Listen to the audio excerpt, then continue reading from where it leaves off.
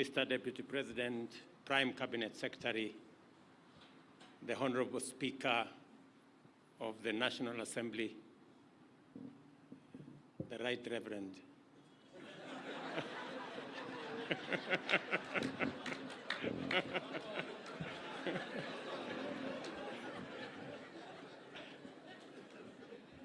I thought that is the new definition. I had somebody else say it. And I thought because he is Papa wa Roma, maybe he now qualifies. The Right Honorable Speaker of Senate, former speakers, leaders, House leadership, commissioners, members of Parliament, former members of Parliament, ladies and gentlemen, good morning. Coming to Parliament is truly a homecoming of sorts. These premises were my workplace for 15 years. And I had tremendous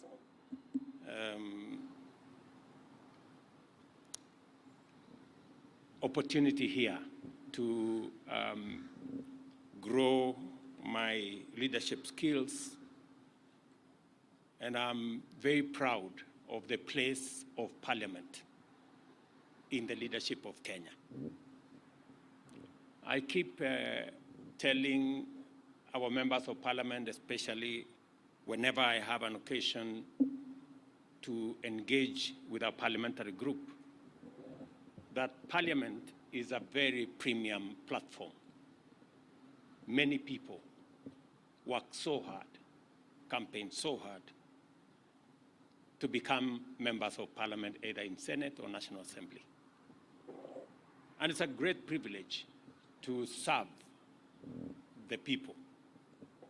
So whenever you have an opportunity to be a member of Parliament, please don't take it for granted. It is a very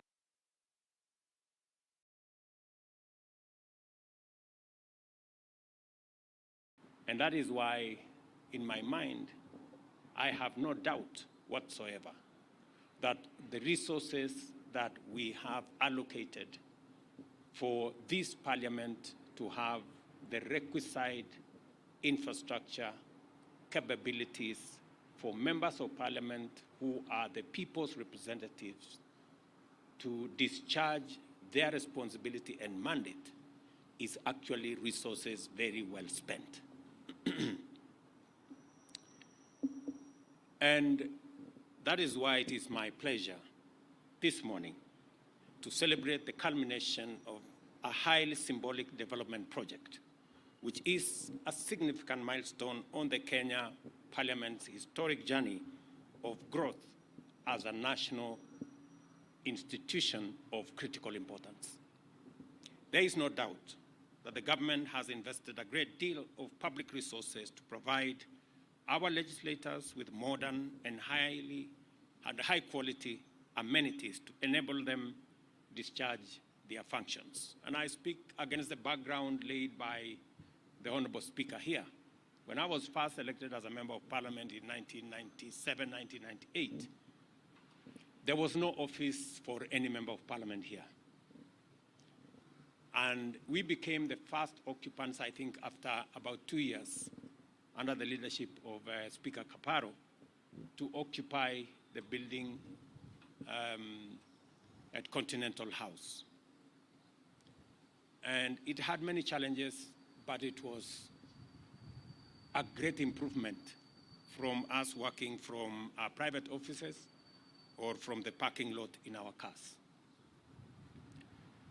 And because, members, you now have, according to your own admission, world-class facilities, we expect, and the people of Kenya expect, world-class representation, world-class legislation, world-class oversight. And looking at the facilities, and I tested them this morning, the committee spaces, in the offices themselves, you have now no reason, forget excuse, you have no reason not to give us and the people of Kenya the best of what you can do as our legislators. And I have no doubt that the quality of debate, having opened the library, and each member of parliament having some research people to work with, that the quality of debate, the quality of representation of legislation is going to greatly improve. And Mr. Speaker, if there is anything the Kenya government can do additionally to equip our members of parliament so that they can discharge their very central responsibility to the people of Kenya, I will spare no effort in working with you to make sure that it is done. There is no doubt that we've spent huge resources here, and let me say, in other words, our employer, the people of Kenya, have gone to great lengths to implement their end of the civic contract that exists between us and them. Consequently, as members of parliament, you have a moral and constitutional obligation to reciprocate the sacrifices the people of Kenya have made by intensifying your efforts both individually and collectively as parliament in order to render a strong contribution to the deepening of Kenya's democracy, expanding freedoms, entrenching the rule of law, and achieving economic transformation in the responsibilities that you have. Parliament has the cardinal responsibility to make sure that the resources people of Kenya put at the disposal of government is used as it was intended, and that it is not stolen, it is not misappropriated, it is not abused, and Parliament has a central place. And Mr. Speaker, I look forward to working with Parliament in making sure that the executive is held to account. When I made a commitment that members of the executive will come to Parliament so that you can interrogate them, so that you can ask them questions, so that you can hold them to account. And I am very happy that that process has taken off. Mr. Speaker, I expect to see more of engagement between the executive and the legislature by way of making sure that the public is well informed of government policy by members of my executive coming to Parliament to answer questions, to expose government policy, coming to Parliament to explain to members development projects and programs, coming to Parliament to account for actions of my administration. I also want to say that you can count on our support because you have already demonstrated that every piece of legislation we bring, every piece of policy that we bring, Parliament has always gone out of its way to input, to inform, to enrich, to amend sometimes, and to make it better. I want to report to you that all the programs that we brought to Parliament and you have graciously passed, whether it is the housing program, I want to report to you that 140,000 young people around Kenya today are working in our housing program, people who are not working the previous year. I also want to report to you that we are finalizing our universal health care program that has been in the works for the last almost 15 years. And I want to commit to Parliament that because you have given us the legislative framework you have given us the regulatory arrangements, we will make sure that that program goes forward and benefits the people of Kenya. The biggest beneficiaries of our universal health care program are members of parliament. How so? The people in the WhatsApp groups raising money for this person and that person and the other person who has cancer, diabetes, and the other one are members of parliament. Members, I'm trying to lift this big burden from your shoulders. So let us work together. I think it will be good if every citizen can walk into any health facility in Kenya and walk away without making a phone call to a member of parliament to pay their bill. It would be a most important thing. This building, ladies and gentlemen, therefore, is a towering monument of every citizen's legitimate expectation that in return for their unstinting support, their leaders will apply themselves in a responsible, conscientious, patriotic, accountable, and honest manner to protect, uphold, and enhance the security, freedom, and prosperity of every citizen of the Republic of Kenya. In conceptualizing and building Bunge Towers, Parliament and the Executive were able to collaborate effectively and deliver a project of such magnitude in exemplary harmony. This building therefore symbolizes the power, partnership, and cooperation between arms of government to solve large-scale problems, transcend challenges, and achieve monumental positive impacts. It is an excellent demonstration that the bottom-up economic transformation agenda will be implemented on time if every arm of government gives it a chance, and if we are able to reach out in the spirit of goodwill, solidarity, and commitment to the values that unite all of us, irrespective of our political persuasions, regions, faiths, and other considerations. This building is not a monument to extravagance or grandeur in the service of vanity. It is not intended to symbolize entitlement or impunity in the sense of the ability of legislators to appropriate and expend public resources without accountability. That is not what it is. Rather, it should be a symbol of our sense of public duty, constitutional obligation, national values, and devotion to the national interest. When you look at this building and the magnificence of this building, it should remind you that you have a constitutional responsibility to the people who elected you and to the great country that we all belong. Therefore, Parliament is an institution, or as an institution, has no choice but to rise to the new era inaugurated by the opening of the Bunge Towers and deliver rigorous, effective, and consistent representation, legislation, and oversight. This moment in the history of our socio-economic and political development demands much higher standards from our national institutions, especially Parliament.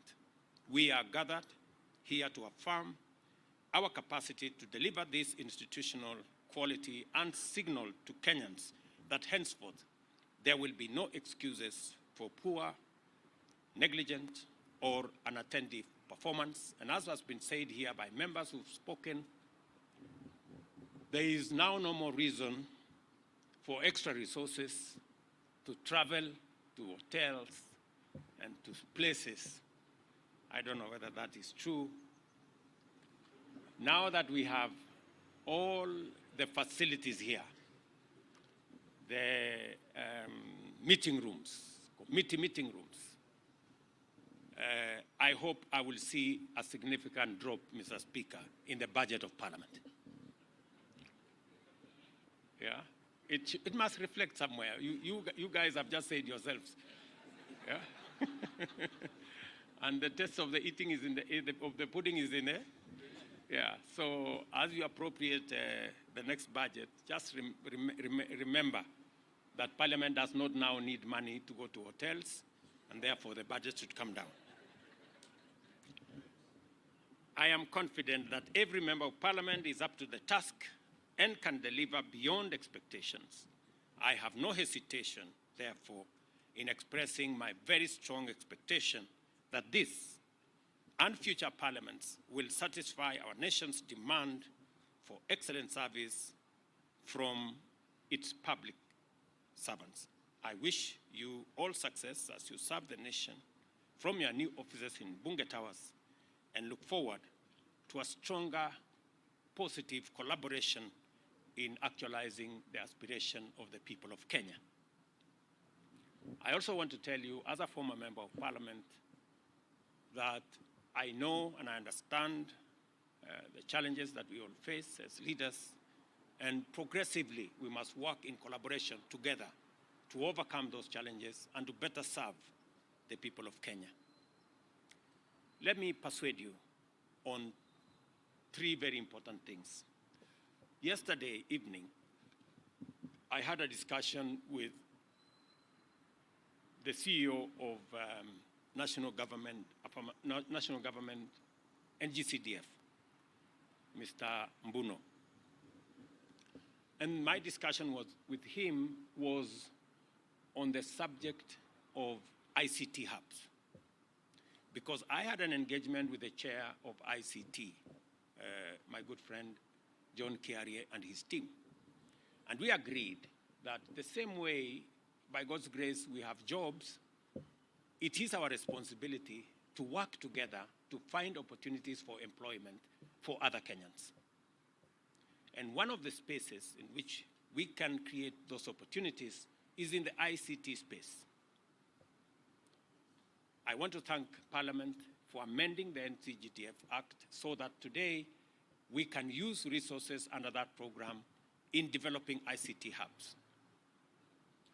When I saw that that program was not moving, I looked for the people concerned, and I'm very happy that this morning I did instruct both the PS and the CS for ICT and NGCDF to have a meeting and conclude the challenges that were there so that members of Parliament can roll out ICT hubs across Kenya and provide opportunities for employment in our digital job framework for millions of the people we represent and who elected us. It is my expectation that in the next 3 to 4 months, ICT hubs should be up and running in every ward in Kenya. And I want to persuade members of Parliament to work with us on this program. The other program that I want to persuade you on us working together is the program on export of labor. We are currently working on bilateral labor agreements. And I want my good friend Mushangi, aka Karemba, to work with my ministry and your committee so that we can conclude on the bilateral labor agreements with your input and support, so that we can provide a framework for more Kenyans to find job opportunities across borders.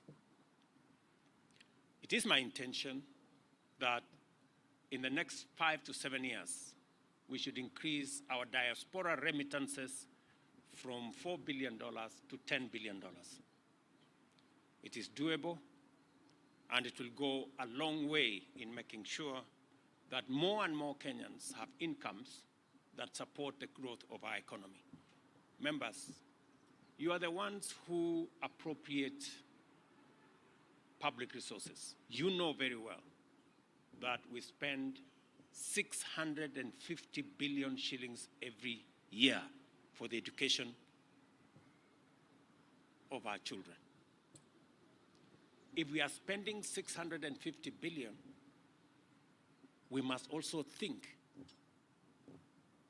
about how do we get value from this investment of 650 billion. We must think about the people who come out of that investment. How do we monetize their knowledge, their talents, their expertise, their skills, and use it to drive the economy of our country and the progress of our nation. And that is why we have to be intentional, we have to be deliberate. And I'm very happy that I'm speaking to a body of the highest leadership of the Republic of Kenya, that as you people appropriate those resources, let's also think about the output. How do we create opportunities for employment? And that is why I'm very, very proud that yesterday, Parliament finally ratified the Economic Partnership Agreement that will now give us a framework for enterprise, business, exports, trade between Kenya and the EU, 27 countries of the EU. I also want to tell you that as you are passing the Economic Partnership Agreement, yesterday again, we were concluding another agreement with our friends of the UAE, again, to provide expanded framework for business, for entrepreneurship, for trade between our countries. And I'm very happy that when we concluded that meeting yesterday, we got an offer, first offer of $500 million of 70 billion Kenya shillings to support our programs as we build greater synergy and networks to support our economy. And later, today, we will be having another engagement with American companies under the AmCham program, again to better expand our frameworks, especially that will provide Kenya with investment opportunities, especially in our special economic zones and export processing zones. I was with my friend Kingola in Athi River, and I made a commitment that with a new traction and momentum we have created, by next year, we will have an extra 20,000 jobs in Athi River EPZ.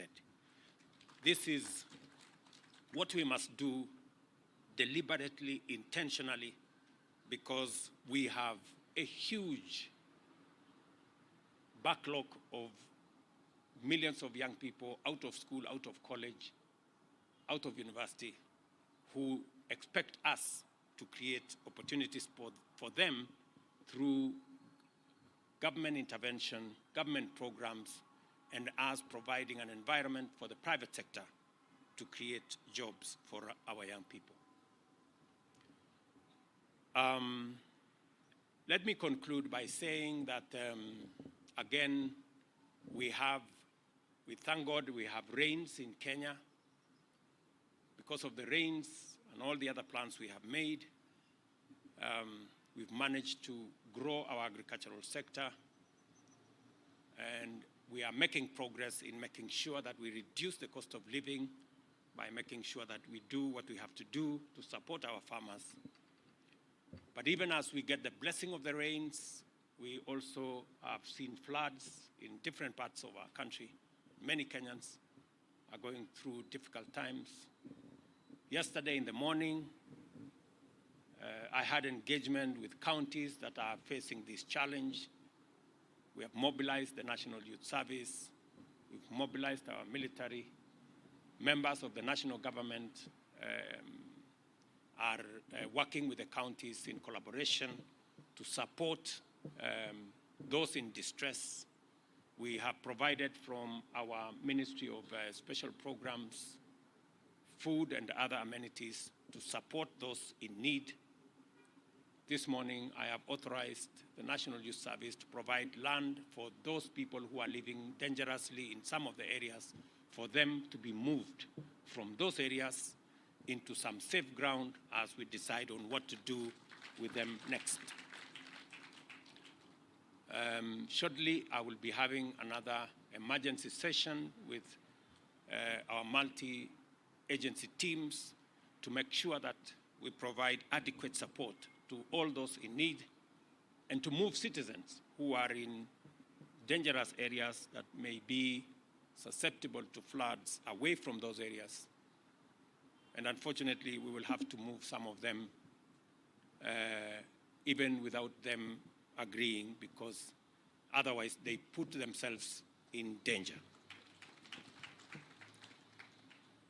The Deputy President will be having a meeting tomorrow with all the other actors, including our development partners, to facilitate greater collaboration to deal with this challenge. And I want to ask members of parliament in their respective constituencies. I've managed to talk to a few yesterday. I've talked to some governors yesterday, for all of us to have a whole of government approach, a whole of society approach in supporting those in need. Finally, ladies and gentlemen, we have a chance to deliver for Kenyans economic transformation that leaves no one behind. No man, woman, or child, wherever they live or work, and whatever their agenda of faith, must be part of our equation. We must remind ourselves of this duty to look out for every citizen at all times. It's now my pleasure to declare the Bunge Towers officially open. Thank you very much. God bless you, and God bless our great country. Asante sana.